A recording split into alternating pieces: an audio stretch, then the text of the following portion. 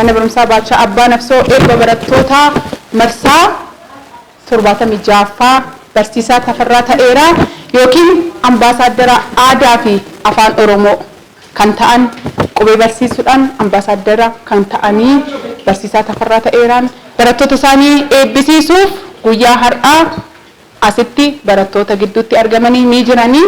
Egaa barattoonni carraa kana argatanii asitti eebbifamuudhaaf dhuftanii akkasumas keessummoonni kabajaa barsiisaa kana kabajanii qubee afaan Oromoof illee kabaja guddaa ni qabdanii asitti argamtan hedduun keessan galatoomaa jechaa. Egaa sagantaan keenya akkuma beektanii barsiisaa Tafarraa Ta'eeraan mana barumsaa Baalchaa Abbaa Nafsootti waggaa 29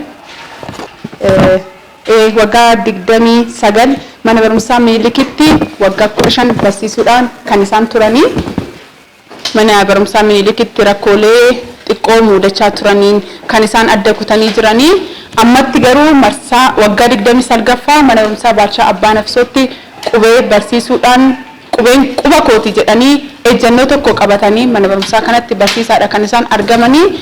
Egaa barattoonni carraa kan argattan baga nagaan dhuftanii baga sadarkaa kanarra geessan isiniin jecha. Sagantaan keenya wal duraa wal fuulduraa kan itti deemu yaadni uummataa ni jira.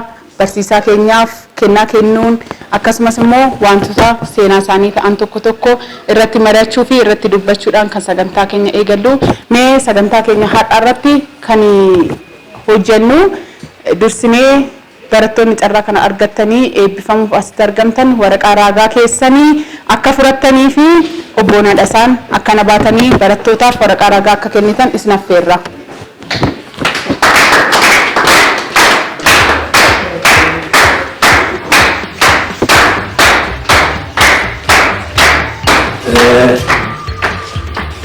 Akkuma dubbatame waraqaa tokkoffaa kan ba'e Biniyaam Geetaachoo tokkoffaa.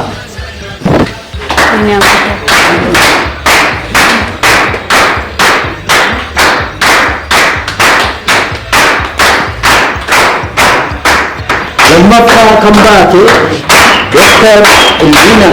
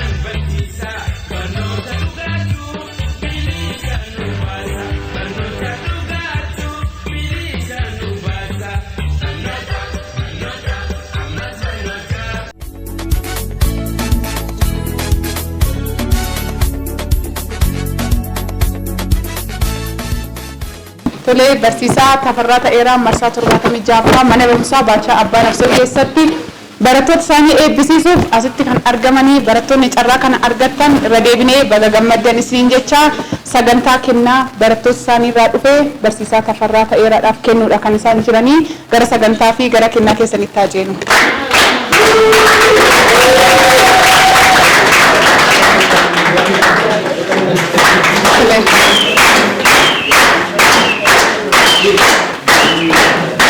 Waasabii keessaa kanan akkaan barsiisu tokko na taasisee inni jiru akkuma jiru ta'e jaalala sinarraa qabdan uffannaa sinatti uffatan kana fudhadhe gammadee eebbifamaa ilmaan koo.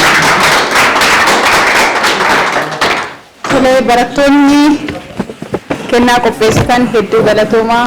Egaa qubeen quba keenya jettanii isin barattanii sadarkaa kana isaanis hanga xumuraatti aarsaa lubbuu kaffaleen qubeetti citee hafa jedhanii aarsaa lubbuu kaffalaa kan isaan qubeetti citanii hafanii qubeen quba keenya kanatti aansuudhaan sagantaan keenya kan itti fufuu yaada namoota mana keessaa furachuudha. Namoonni yaada kennuudhaaf filatamtan yoo jiraattan yookiin immoo ammallee carraa harka baastanii yaada kenninaa gabaabsinee warri jettan harka baastanii yaada kennuu affeeramtaniittu.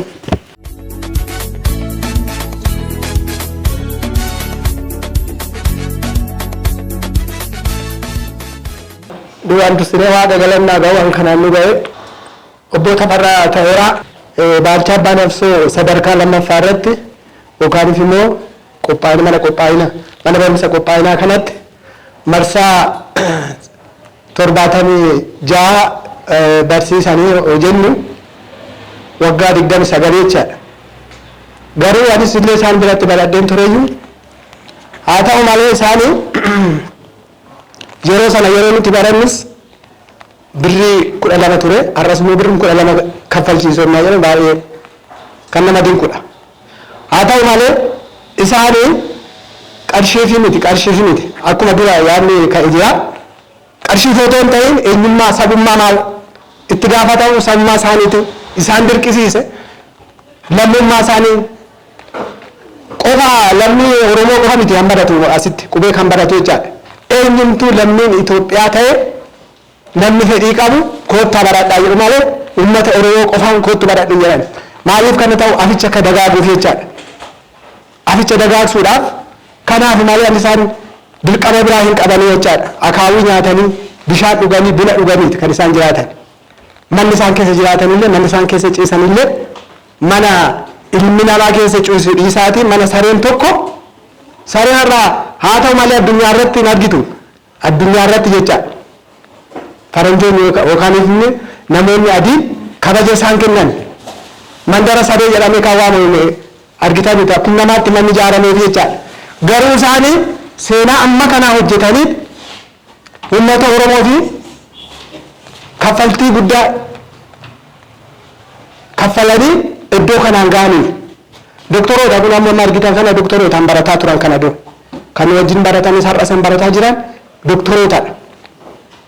Innaa waan kana ta'eefu isaanii achirratti kan barreessan argitu miti.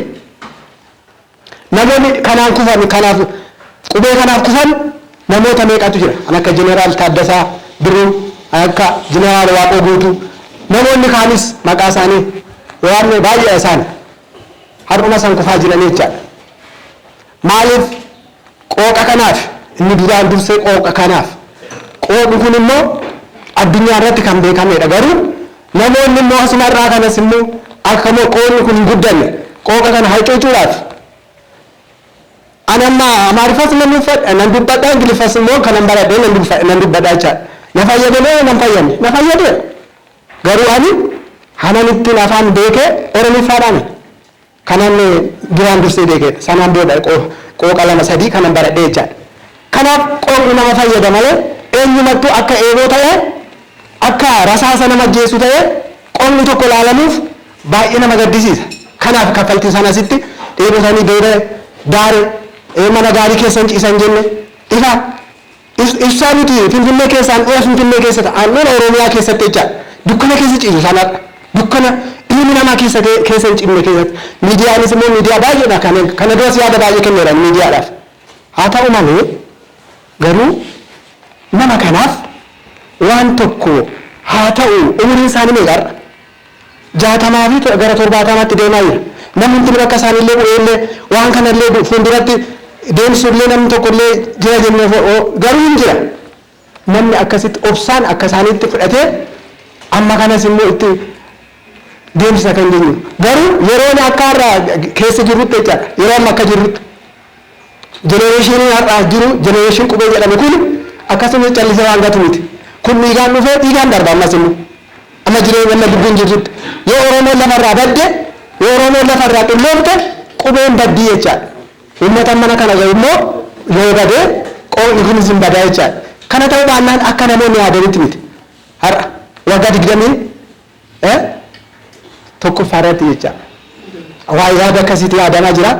Yaada nurratti hafaadha kun qooqni nama fayyada malee amma danda'ame ta'ani isaan hin beekne illee kanaan booda umurii koo jirutti otoo hin danda'e baradhe na fayyada malee na dhufu jechaadha. Kanaaf isuma gabaabaatti obbo Tafarraanii kan isaan ittiin barreessanis dhiigaan kun achirratti namoota kanaaf qubee kanaaf kufaniif seenaa sana hin gatu jedhanii dheebotanii lukallee kopheellee isuma argitanii barattoota isaaniiti kan kopheellee biteetti kennu uffata uffatanillee kun akkasumatti akka dhadhaasaatti yookaan ufuma akka kennaatti yeroo eebbisan akkasitti kennamaafi jira. kan isaan nyaatanis kan isaan dhuganis tokko waaqayyotu isaa wajjin jira maaliif haqaaf waan dhaabataniif jecha ilmi namaa nyaatee dhugee miti kan jiraatu haqatu isaanii jabeessee humnatti kenne maalummaa isaaniitti humna isaaniitti kenne malee eenyumti keenya isaan bukkee dhaabanneetu miti haa ta'u malee asumatti gabaabsuudhaaf ammas taanaanii garuu innaa wanti kun odeeffamu Oromoodhaaf du'a innaa seenaa isaanii dubbannu jechaadha Oromoodhaaf du'as immoo miti Oromoodhaaf immoo ka'umsa guddaadha maaliif ka'umsa guddaa ta'e qubee jenereeshinii jedhameeti har'a innaa waamamu jechaadha kanaaf isaanii kaffaltii guddaadha jiru jechaadha nuti ho'ifannee mana keenya ho'ifannee daa'ima keenya maatii keenya wajjiniin mana gaarii keessa ciifnee algaa gaariirra ciifnee siree gaariirra ciifnee uffata gaarii uffanneet waan nyaata gaarii nyaanneet jiraannar isaan immoo umurii kanaan akaawwii nyaatanii harka isaaniitti akaawwitu kun akka borsaa isaanii keessa godhatanii bishaan bunoo haayilaandiidhaan qabatanii yeroo namni itti buna biteefi abbaa bunaa jedhanii maqaa baasaniif buna jaalatu kana waan ta'eef uummanni Oromoo gurra si nyaabuu jechuu fanan wanta hin barbaadu kana malee wanti biraan jiru akkuma amma asitti dubbannee miidiyaan dhufee miidiyaan adda addaa dhufee yaada kennaa jirra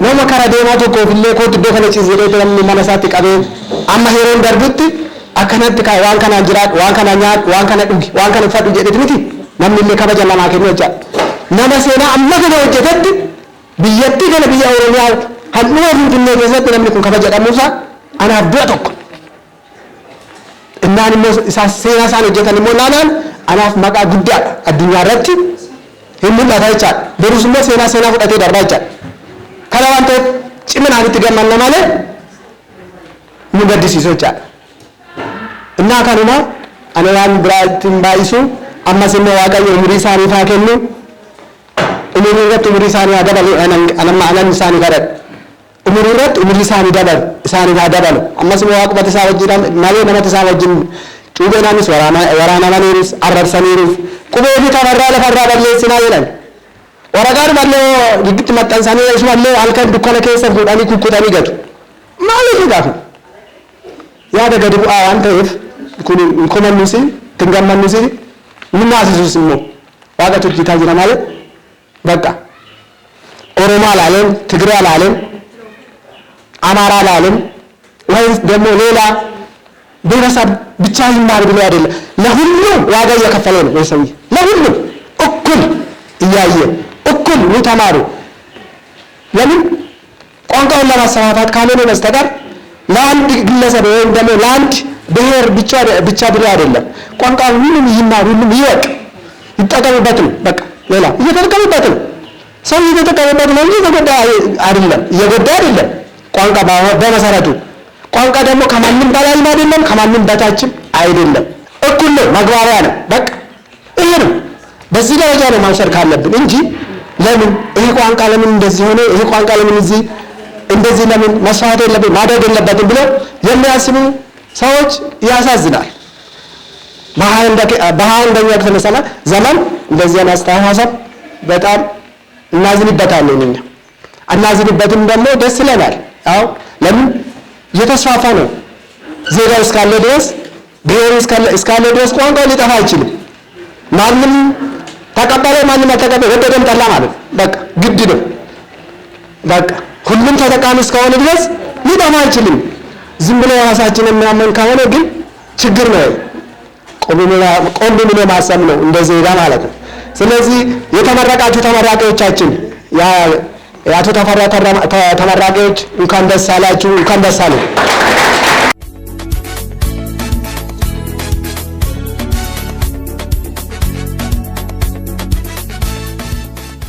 እሺ አመሰግናለሁ እኔ በአማርኛ ነው የማወራው ምክንያቱም አለኝ በአማርኛ የማወራበት ምክንያቱም ልክ እንደ በርሲሳ አባቶቻችን የኔ አባት ደፋር አልነበሩም ምክንያቱም አላስተማሩንም አዲስ አበባ የተወለድነው አባቶቻችን ወረቦች ናቸው ግን አላስተማሩንም ወክሰዋል አባቴ እናንተ ብትሰሩ በግል ወክሰዋል ስለዚህ ካላስተማሩን ደግሞ አሁን እኛ በራሳችን ጥረት ልክ እንደሳቸው ያለ እንደ አባ ቡና ያለ አስተማሪ ከጨርቆስ ነው የሚመጣው። በነገራችን ላይ ጨርቆስ ክፍለ ከተማ ያለን የተወሰኑ ልጆች እዚህ ያሉትን ተማሪዎች ደስ የሚል ነበር ትምህርት አሰጣጣቸው መሳቸውን በጣም እንትን ነው። ግን ከእንትኑ በላይ ላይፋቸው ልብ ይነካል ማለት እንዲህ መስዋዕትነት ተከፍሎ ሁሉም አባት ልክ እንደ አባ ቡና ወይም አባ ተፈራ ልክ እንደሳቸው ሆኖ ልክ ቢማር ኖሮ ሁላችንም እስካሁን እኔም እዚህ ጋር ኦሮምኛ ፋስት ሆኜ በኦሮምኛ አወራችሁ ነበር ማለት ነው።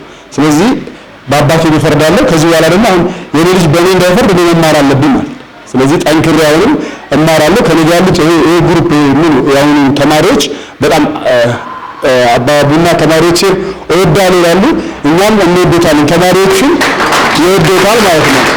እናም ትምህርት አሰጣጣቸው ቅድም ወንድሜ እንደተናገረ ደግሞ አማራ ምናምን አይሉም እሳቸው። ሁሉም ሰው ይሄ ቁቤ ቋንቋ ይደግ በቃ ብሔር ላይ ምናምን ሳይሆን ሀሳባቸው ቋንቋ ይደግ፣ ቋንቋ ወንዝ ያሻግራል ይባላል አይደል? ስለዚህ ቋንቋ ማወቅ ደግሞ አዋቂነትን ነው። ስለዚህ ይሄ መማራችን በጣም ከተማሪዎቹ አንዱ ስለሆንኩ ተማሪዎችን ኦኬ በጣም ደስተኛ ነን፣ ደስ ብሎናል፣ እናመሰግናለን ያለው። ሌላው ምናልባት የእሳቸው ታሪክ ስትናገር ነበር በጣም ልብ ይነካል ማለት ነው። ስለዚህ እኛ ጨርቆስ ላይ ያለው ትንሽ ወረዳ ላይ ጥንት ወጣቶች እንንቀሳቀሳለን እና በዛች ኢሜት የሚባል አንድ ዩቲዩብ አለ። እሱ ላይም ለመልቀቅ ፈቃደኛ ሆነ።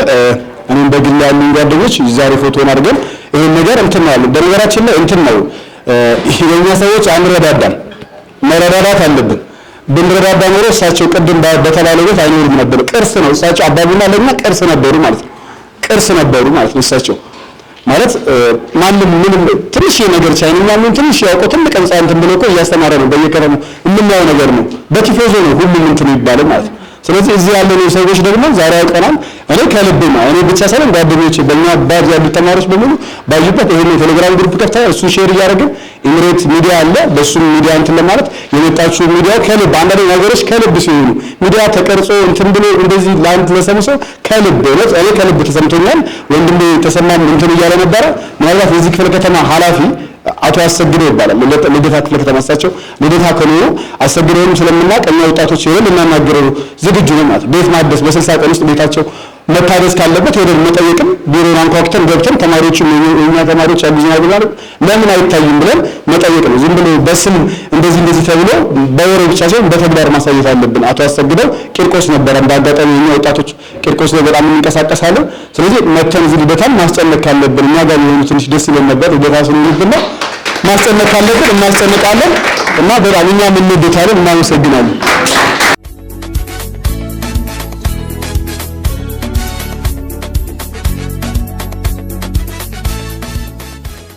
በጣም በእውነት እኔ እንጃ እድለኞች ነን ማለት ይችላል። እኔ በአላቃቸውም ነበር ከዚህ በፊት እና የእሳቸው ጓደኛም አሁን ሲናገሩ ነበር እዚህ ጋር አለመሰልቸታቸውና እኛ ከመጣን ጊዜ ጀምሮ ሲያስተምሩ ካየነው ነገር የተረዳሁት ምንድነው የመሰልቸት ባህሪ የለባቸውም። በትምህርቱን ራሱ ሲሰጡና አንድ ተማሪ እንዲመጣ ገብተው ክፍል ውስጥ ያስተምራሉ እና እኔ ጽናታቸው ራሱ ይገርመኛል። በቃ አላማቸው ተግባራቸውም የነበረው ምንድነው በቃ ቋንቋውን ማስፋፋት ነው። ይሄ ኦሮሞ ነው፣ ይሄ አማራ ነው፣ ይሄ ትግሬ ነው ሳይሆን ቋንቋው ማደግ አለበት በራሱ ቋንቋው መሞት የለበትም ብለው ነው ይሄ ሁሉ ኃላፊነት ተሸክመው ይሄ ሁሉ ጫና ችለው በዚህ ሁኔታ ውስጥ ሆነው ይሄንን ማረጋቸው ራሱ እኔ በጣም በቃ ትልቅ ጽናት ያላቸው ሰው ናቸውና እኔ አሁንም የምለው እግዚአብሔር እድሜና ጤና ይስጣቸው። በቃ እድሜና ጤናቸውን ባቅ ሌላ ትውልድ የሚፈራበት እኛ አሁን አይተናል፣ በቂም አይደለም። ከዚህ በኋላ የኛ ግሩፕ እንደውም ምንድን ነው ያሰብነው በደንብ ማወቅም ስላለብን ቀጣዩን ስቴፕ ራሱ እንቀጥላለን ብለን ነው የምናስበውና እድሜና ጤና ይስጥልን። እንደነዚህ አይነት ሰዎች የትም ወድቀው መቅረት የለባቸውም። ከቻልን ነው የምለው በቃ እንደኛ ክፍለ ከተማ ቢሆን የሆነ ቦታ የምናስይዝበት መንገድ ይኖረን ነበረ። ለምን እዛ እንዳለው ጓደኛዬም ስለምንንቀሳቀስ የሆነ ቦታ ላይ አሁንም ደግሞ የሚቻል ከሆነ እዚህ ያላችሁ ሰዎች ተባብረን ወረዳውን እዚህ አነጋግረን የሆነ ነገር እንዲደረግ ብናደርግ መልካም ነው እላለሁ። አመሰግናለሁ።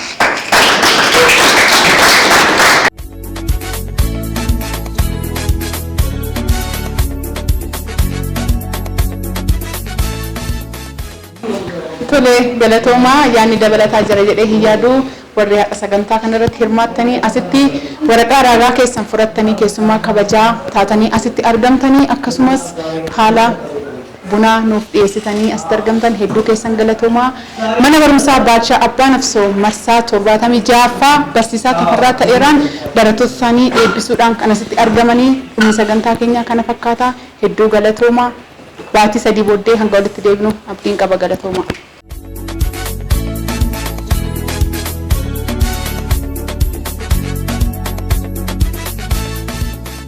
Toleegaa kabajamtoota daawwattoota keenya ammas yaada barattoota isaanii irraa fudhachuu itti fufnee jirra. Ammas keessummaa tokko qabnee asitti akka carraa afaan Oromoo sirriitti dubbachuu hin dandeessu yookiin interviiwudhaaf kan ta'u miti afaan Oromoon koo waan jetteef afaan Amaariffaan turtii taasisne jechuudha. እንኳን ደስ ያለሽ። እንኳን አብሮ ደስ አለን። እስቲ ራስሽን አስተዋውቂ። ዶክተር ህሊና ጌታቸው እባላለሁ። የኦቦ ተፈራ ተኤራ 76ኛ ባች ተመራቂ ነኝ። ስለዚህ ዛሬ 76ኛ ዙር ተመራቂዎች ውስጥ አንዷ ነሽ። ዶክተር ፍትህ ሰማሉ የምን ዶክተር ነሽ? የሕክምና ዶክተር ነኝ። የሕክምና ዶክተር ነሽ። እስቲ ለትምህርት ቆይታችሁ የትምህርት ጊዜ ቆይታችሁ ምን ይመስል ነበር? የ3 ወር ጊዜ ነበረ የነበረ እና በዛ ጊዜ ውስጥ የኦሮምኛ ቋንቋ አጻጻፍ ዘዴዎችን ህጎችን ተምረናል። እስከዛ ስለዚህ አንቺ አሁን በህጎቹ መሰረት ጽፈሽ ማንበብ ትችያለሽ? አዎ እችላለሁ። አዎ ስለዚህ እንደው ለመማር ምን አነሳሳሽ አንቺ? ያው በስራ ቦታ ላይ ብዙ የኦሮምኛ ተናጋሪ ሰዎች ስለሚመጡ በራሳቸው ሰዎች በራሳቸው ቋንቋ ህመማቸውን ሲገልጹ ለኛም ብዙ ስለሚጠቅመን መማሪ ያስፈልግ ነበር። ታካሚዎቹ ተደራሽ ለማድረግ ማለት ነው በራሳቸው ቋንቋ። ያኔ ሳቲስፋይድ ወይ ደግሞ ትረኪያለሽ? እነሱም ደግሞ ራሳቸውን በስነ ስርዓት መግለጽ ይችላሉ ማለት ነው በተርጓሚ ከሚሆን ይልቅ ማለት ነው። እሺ ስለ ኦቦ ተፈራ ተኤራ ደግሞ እናወራና እንዴት ነው የትምህርት ጊዜው ምን ይመስል ነበር? ከጓደኞችሽም ጋር ከሳቸውም ጋር የነበረው ያው እንግዲህ ትምህርት ቤት የትንሽም ቢሆን ቆይታ የሆነ ድባብ ይኖረዋል አይደለ? እሱን እስቲ። እሳቸው በጣም ታታሪ ናቸው። በየቀኑ ከኛ በፊት ተገኝተው ነው የሚያስተምሩን የነበረው እና ደግሞ እኛ እንኳን ባንመጣ አንድ ሰው እንኳን ቢያገኙ ማለት ነው ለማስተማር ፈቃደኛ ናቸው። በዛ ላይ ደግሞ ትምህርቱን የሚገልጹበት መንገድ ደስ የሚል እንደ አባት ደስ ብሎን ነበር የተማርነው ማለት ነው። ስለዚህ እንደ አስተማሪም ሳይሆን ቅርበታቸው እንደ አባትም ጭምር ነበረ።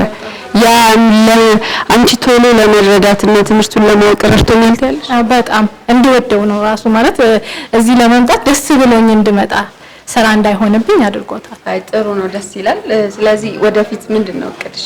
አስተማሪ ነው የምትሆኚው ወይስ ምንድነው? አይ እንደውም እኔ ሐሳቤ በዚሁ ትምህርቱን ደግሜ ለመማር ለመቀጠል በደንብ ፐርፌክት እስከመሆን ድረስ ማለት ነው መቀጠል ነው እቅዴ። ለሌሎች ለሚመለከቱሽ የምትሰጪው ወይ ደግሞ የምታስተላልፊው መልእክት ይኖራል?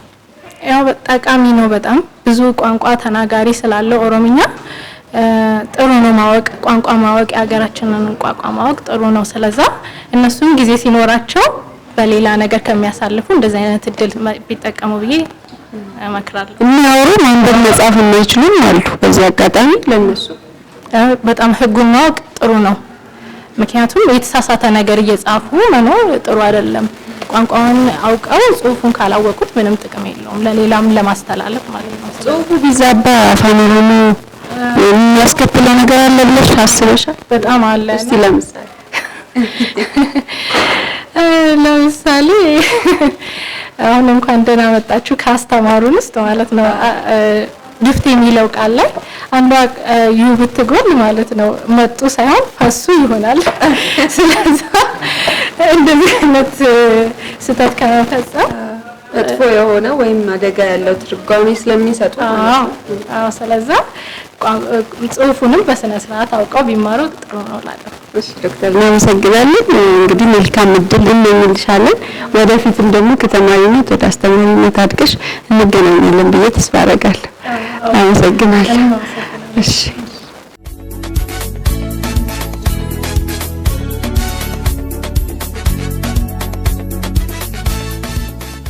Ayyeegaa kabajamtoota daawwattoota keenya eebbifamtoota irraa yaada fudhachaa jirra. Ammas barattuu eebbifamte tokko nuuf biraa qaba. eenyu akka taatee fi ogummaan kee yookiin maal akka hojjettu? Maqaan koo Maartaadha.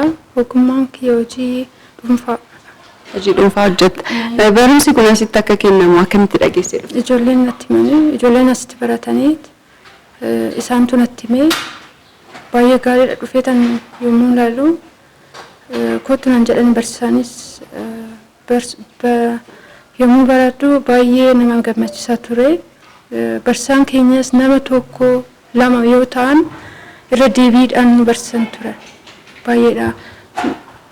Barsiisaa bicha miti isaan akka abbaati nu gorsanii baay'ee nu gorsanii ture. Akka nafnees nu godhanii yoo hafnees irra deebiidhaan nu barsiisanii ture. Baay'eedha isaan jaalanna. Baay'ee nu galateeffadhaan jedha. Ati amma turtii ji'a 3 keessatti maal baratte? Dubbisuun beeku ture, barreessuus kamiin beeku ture. Yaa ta'u malee amma nan barreessas, nan dubbisas, irra deebiidhaanis nan baradhaan jedhama. Amma kana gidduutti kan durii caalaa barreessuu fi dubbisuu barattee jirta. Gara fuulduraatti maal yaadda? Ijoolleenis ta'anis an duraanii barachuudhaaf, Oromiffa barachuudhaaf, barsiisuudhaaf an kamiin nan yaalan jedha. Afaan Oromoo akka baratan? Hin taasista. Tole dhaamsi dhumaa kanatti dabarsitu hin jira? Barsiisaan keenya abbaadhaan jedhama. Dhugaa Rabbii umura dheeraa isaaniif haa kennu. Ammas irra deebiidhaan baay'ee nan jaaladha. Hin jedha.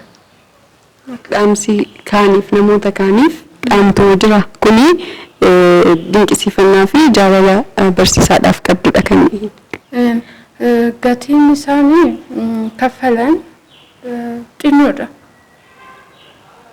Birrii 12 homaan fiddu. Isaan garuu kanatti barsiisanii baay'ee nama mararanii baay'ee gatiinis xinnoodhaan jedha. Kanaaf itti yaadanidha. Itti yaadan. Mangistiinis yoo miidiyaanis kamiin dhufaniit yaalaalan isaan laaluu qabanin jedha. Boota farraa laaluu qabu. Isaan nama guddaadha. Namni akkanaa immoo hin argamu. Yoo laalanii isaan laalaniit jabaadha jedhaniit jabeessanii beektaa hin jedha. Kanaafuu kottaa ilaalaatii jajjabeessaa isaanii nama biyyaatii nama biyyaaf dhaloota qaraa jiranidha. Dhugaadha. Kayyuu galatoomii turtii wajjin taasistee fulfaadhu siin jenna milkaa'i. Thank you. Tole eegaa.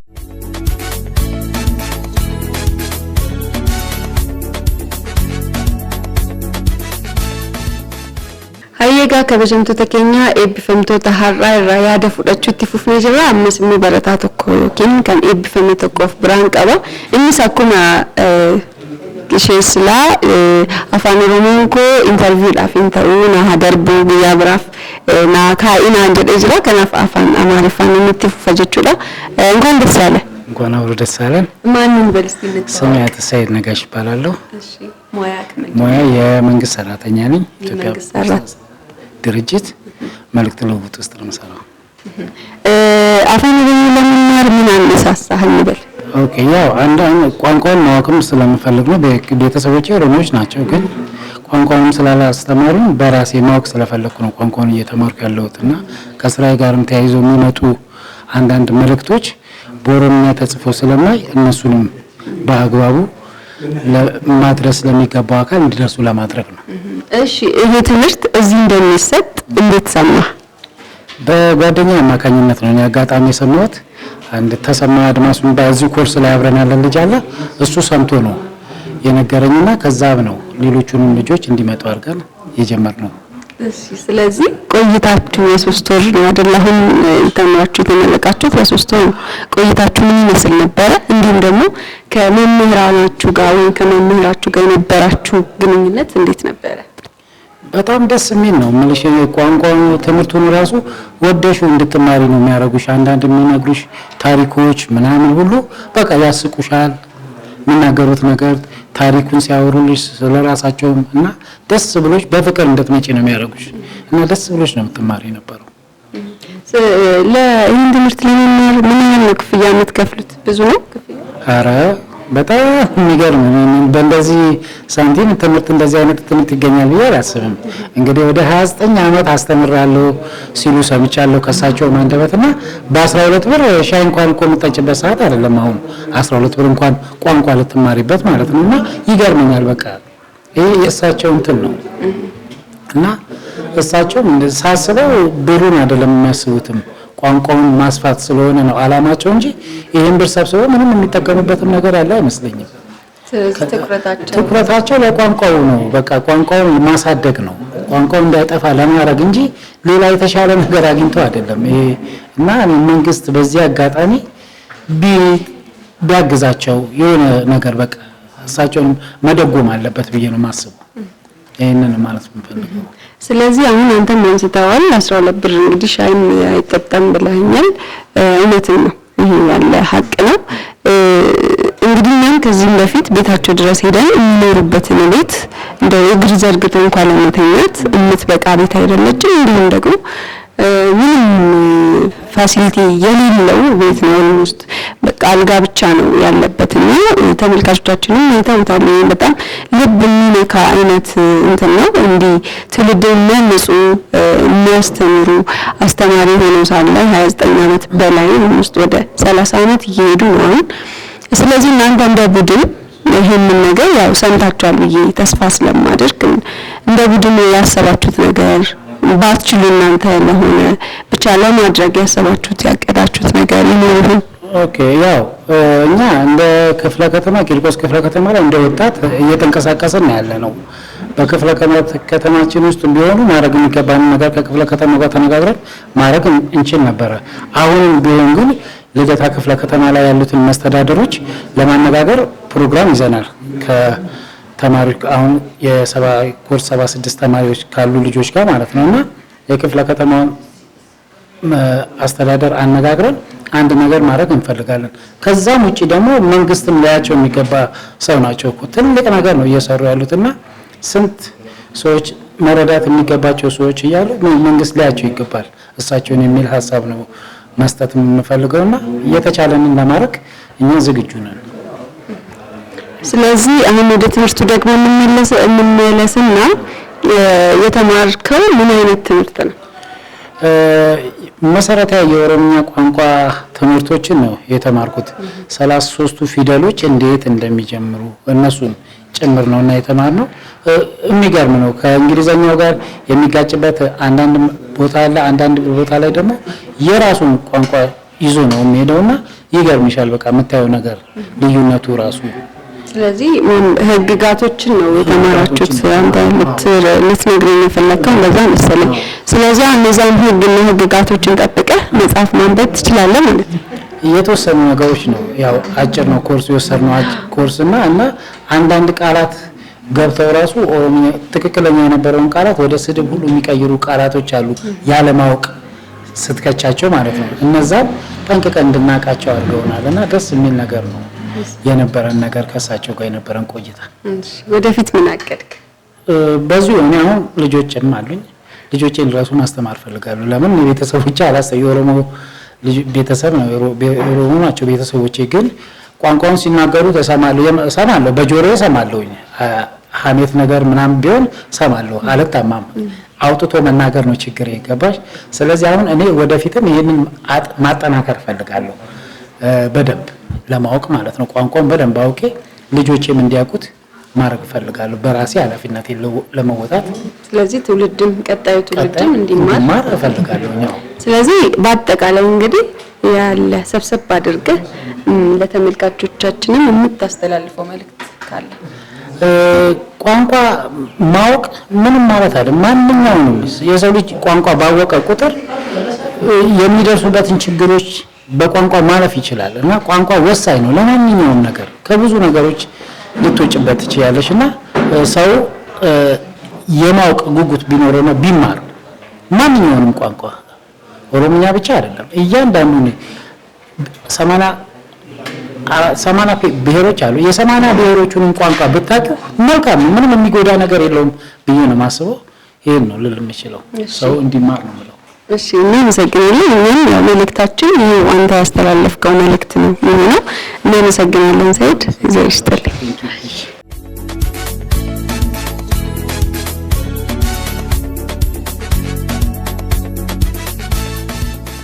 Wantoota keenya sagantaa keenya har'aa gara dhumaatti fidaa jirra. Dhuma irratti ammoo abbaa jila kana obbo Tafarraa Taheeraa dubbisneet sagantaa keenya goolabna jechuudha. Miira isaanitti dhaga'ame asumaanis wanta nuuf dhaaman yoo qabaatan isin biraan geenyeetu sagantaa keenya goolabna jechuudha. Obbo Tafarraa baga milkooftan. Amiin. Jilli akkam ture? Baay'isee gaarii. Jilli xiqqoo hin qabdu xiqqaa guddaa hin qabu. Intola yeroo baay'ee namni nyaacha jaalatu akka irraatti quufeen beeku jedha. Burussanuma iftaanis kana jedha. Yeroo hundumaa gaafa dhufan gaariidha. Kan caalu ta'e jennaan argu hamni kun na cima. Yeroo qaayee uffata natti uwwisuu jaalala barattoonni kun irraa qaban qubaadha. Qubaadha. Mee yeroo darbe seenaa keessan hojjennee turre namooti isinii bilbilan isinii yaafataa jiran jiru moo akkami? Egaa ammaatti warri bilbilan hin jiranu garuu gara fuulduraatti bilbilu jedhee yaada. Turanis na gargaara uummanni. Gargaarsa uummataa nan argadha. Alaayis biyya Ameerikaa, Jarman, Kanaadaa. Uummanni koo waan na jaalatuuf isuma ergaa barattoonni koo dabarsan kanatti hundaa'ame itti sabni biraas kan jedhani garuu egaa ammaatti hin bilbilu jedhee abdii qaba gara fuuldura. Isinii yaafatu jettanii abdii qabdu. Egaa obbo Tafarraa yeroo hundumaa waa'ee keessan wajjin gaafa dhufee isin argee kaasee har'as wanti keessa koo deddeebi'aa ture wanti tokko jira. Ammas waggaa almost gara waggaa 30tti siqee afaan Oromoo barsiisaa jirtu magaalaa kana keessatti. Ammas barattoota keessan irraas akka dhagaa fi argaa turretti miira gammachuu miira gaariitu isaanitti dhaga'amaa jira. Ammas immoo marsaa kana qofa miti itti deebinee irra deebinee hin barannaa jedhu. Maaliif kana egaa irra deddeebi'anii gaafa barachaa dhufanii caalaatti gaarii ta'uu jedhanii sababii yaadanii fi natti fakkaata. Amma egaa isinii dullinni jira. Rabbiin fidiin malee yoo tokko yoo dhufe isin bakka kana yoo dhabamtanii dhaloota isin harkaa fuudhu eenyuun qabdu? Kuni amma tun ta'een ture ergaa dabarfachuutti tan jalqabe. Barana umuriin koo 71. Namni tokko waggaa 100 hin jiraatu.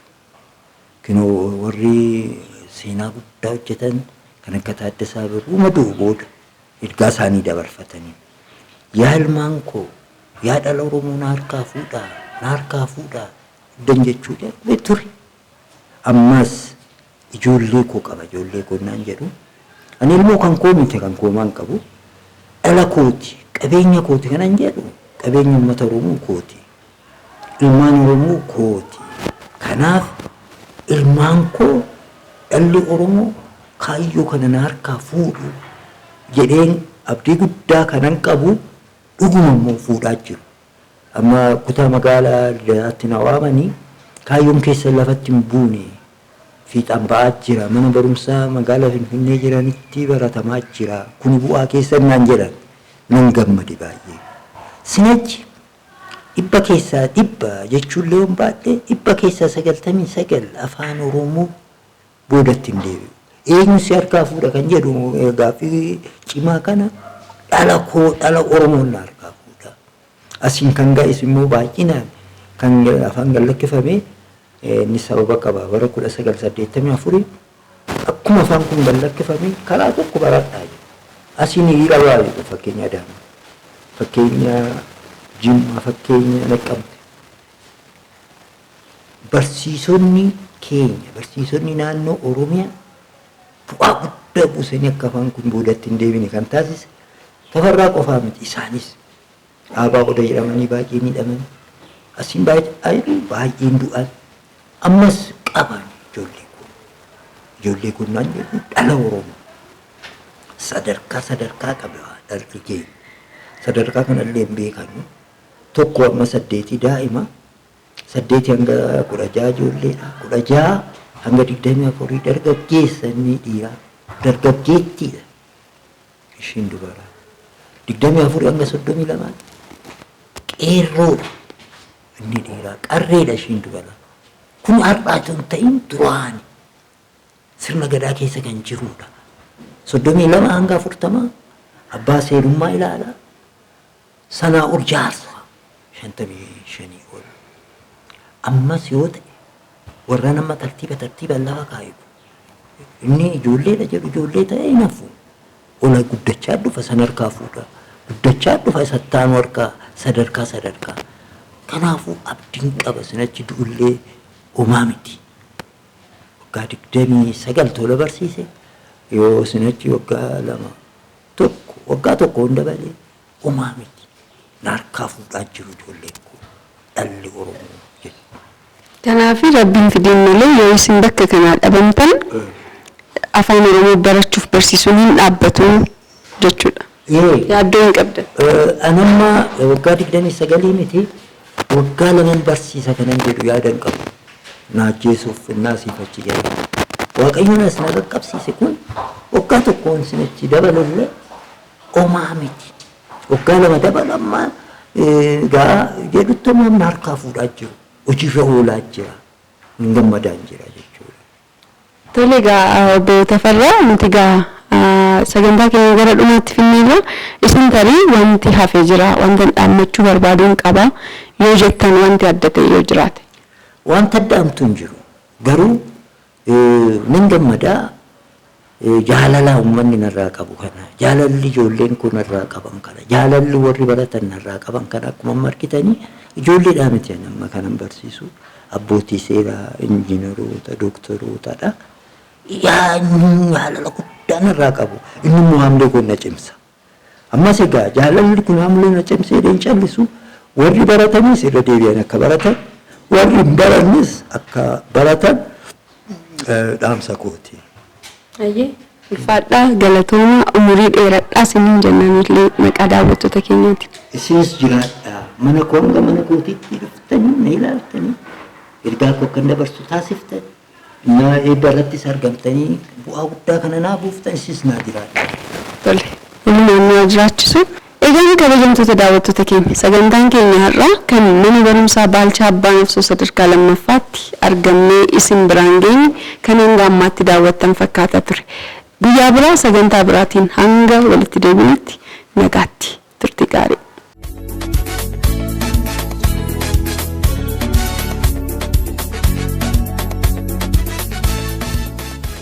Egaan kabajamtoota daawwattoota keenya akka duratti isiniif ibsuuf yaallee har'a mana barumsaa Baalchaa Abbaa Nafsoo sadarkaa lammaffaatti kan nuti argamee jiru keessaas akka ilaalaa turtanii marsaa 76ffaadhaaf barattoonni barsiisaa Tafarraa Ta'eera har'a eebbifamanii jiru. Egaa ammas yaada barattoota isaanii isin biraan ga'uu sadarkaa irra geenyerra jirra amma.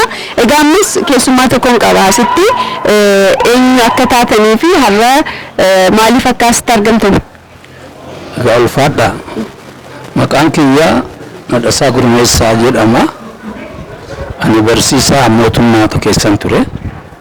As Tasfaa Kokkubee kan jedhan.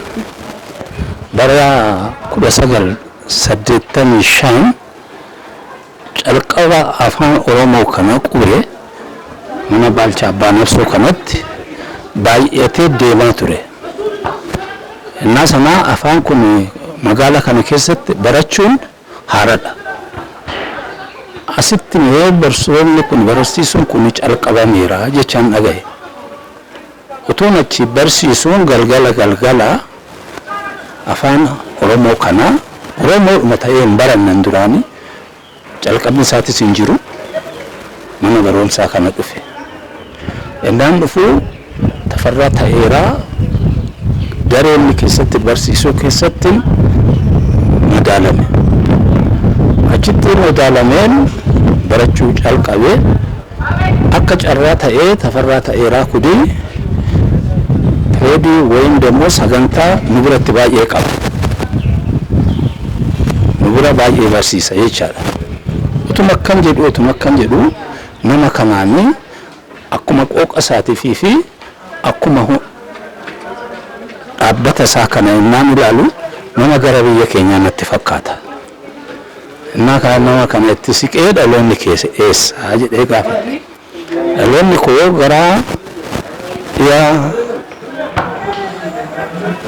shawaa dhibbaati. Dhibba lixaati jedhee natti hime. Kanarrallee fageessinee gara barumsa isaatiitti gorreennaa jennu yeroon suni akka hammaa bilisni hin jiru ture. Afaan Oromoo barsiisuu dhiisi dubbachuun baay'ee nama qaanessa innaa sana. Utuma inni barsiisu dareen biraas hin jira. Dhahii kana keessa gara daree 20 caalatu jira. Hamma kana keessa ilmi Oromoo keessa galee barataa ture. Dareen hundumtuu guutuudha innaa sana. Haalli mijataan taane sana keessattuu? Haalli mijataa taane keessattuu guutu konkolaataadhaan dhufee safaree barataa ture. Haa ta'u malee jeeqama baay'ee jira. Otoo jeeqama kana dhiibbataa hamma uummanni amma kana baratu dubbiin feekii wayii wanti sirrii hin taane dubbiin keessa kaate. Namni uummanni kun Oromoon kun asitti kan baratu sagantaa isaas hojjeta malee hin baratu kan jedhatu ka'e. Asitti barumsaaf tun taane kan walitti qabamanii kaayyoo biraa qabu. Kaayyoo biraa qabu. Barumsa fi miti hamma kun kan walitti qabame makiinaadhaan konkolaataadhaan dhufaa. Kan biraatu dhufaa gurguddaa dhufaa. Kan mootummaa qabutti dhufaa. Kan immoo raayyaa ta'ee dhufaa. Kaanis immoo hin dhufaa. Inni kuni sagantaa biraa qabu malee barachuu fi miti yoo jedhan dubbiin tokko kaate. Gaafa dubbiin kun kaatu warri barsiisan isa wajjin barsiisanis warri baratus baqate. Gaafa baqatu Tafarraa Ta'eeraa qofa isaa hafa. Utumaan calqabni malee hin xumurre. Tafarraa hin calqabni malee hin xumurre maal goona jennee gaafa walitti qabanne ani sin gatee hin deemu jedhe.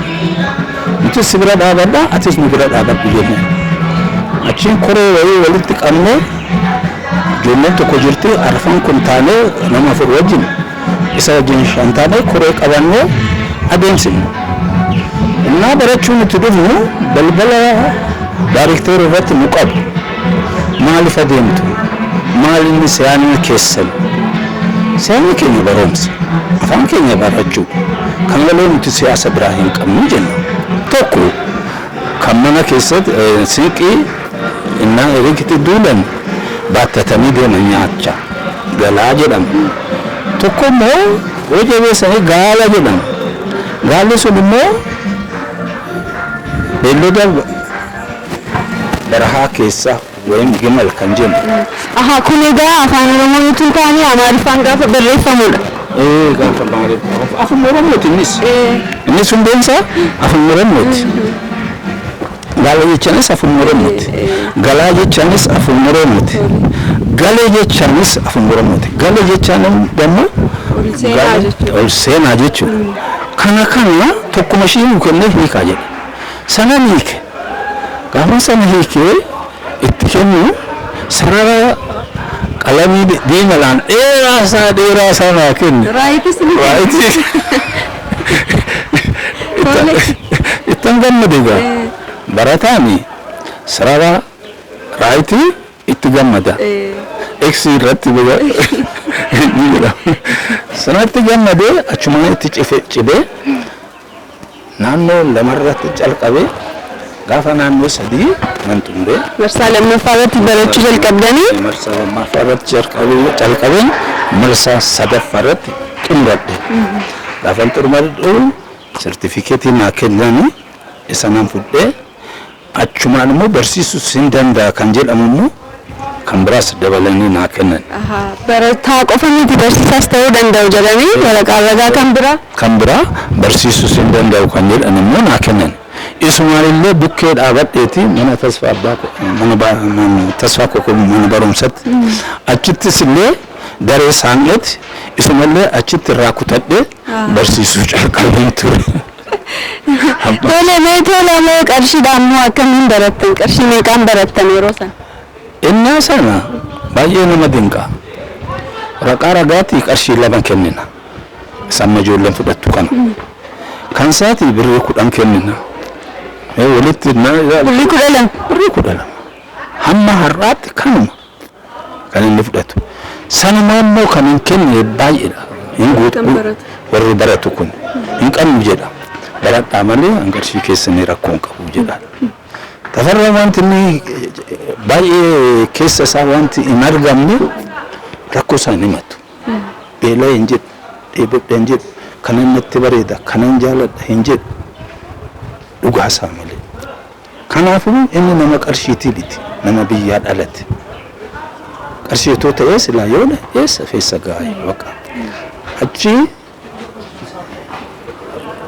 suuraa naannoo lamatti baradhee sadiitti gaafan fixuu barataas ta'een itti darbee maddeeshii dammarsiisee kanarraa diseeneetti hin toleenan dhaabee barsiisudha achumaan egaa isa bira dhaabachuu malee mataa kiyyatti barsiisetti yeroo barsiisanii xumuranii eebbisiisan kun akkuma har'aa kana dhuftanii bira dhaabbattu baga gammaddeetti hin jettu takka irraa nafne bira dhaabannaa akkanumatti hoodan geenye egaa kinoo har'a Ishoo ulfaadhaa galatoomaa isiniin jenna baga dhuftanii illee baga isin arganne isiniin jenna waan turtiin wajjin taasistaniifis ulfaadhaa galatoomaa uffadhaa isinis jiraadhaa nu biraan finaa gara fuulduraattis biyyi keenya biyya nagaa haa taatu afaan keenya haa dheeratu amma wanti nu gammachiisu akkasitti irra duunee gaafa mana kana qofaatti hojjedhu bira dabarsinee daree 48 keessatti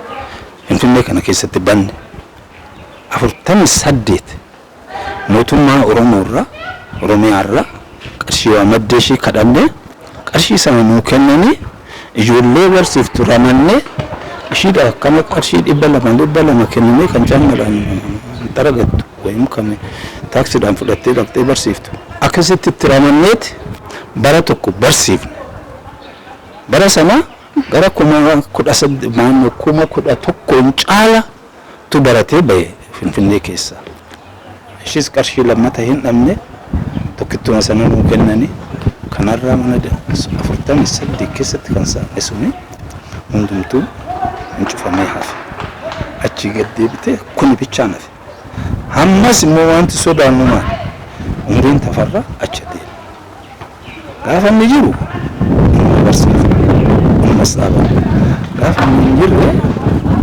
markaa buushiti kan Oromaan tutte amma kana namni isa harkaaf dhalataa laata